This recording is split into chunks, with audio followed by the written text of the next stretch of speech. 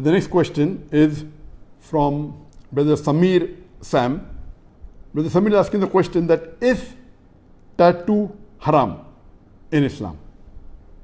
Please answer.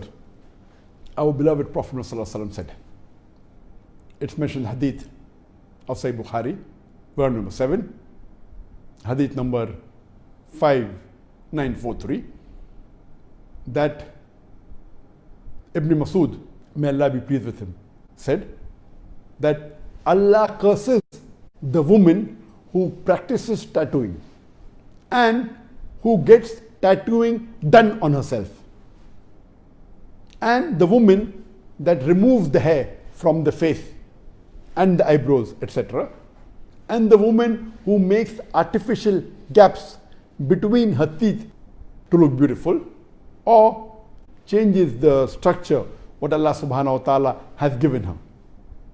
And will I not curse those women who the Prophet has cursed or Allah has cursed in his book? This hadith is very clear cut. Sahih Bukhari, volume number 7, hadith number 5943. A similar message is given in Sahih Muslim, volume number 5, hadith number 5573, that Ibn Masud, may Allah be pleased with him, he said that may Allah curse the woman that practices tattooing and the woman that does tattooing on herself. So based on these two hadith, both of them are in the Sahihain, it is muttafiq alayh. The highest category of hadith is a hadith which is available in Sahih Bukhari and Sahih Muslim. It is the highest category of Sahih. It says very clearly that doing tattooing, practicing tattooing, or having tattoo done on yourself, both are haram. And Allah curses such people. Tattooing means you take a needle and you inject dyes. One of the commonest ways is that to take out blood, and in place of the blood, you put a dye, maybe blue color or any other color. This is called tattooing. But tattooing, if it is permanent, it's called tattooing.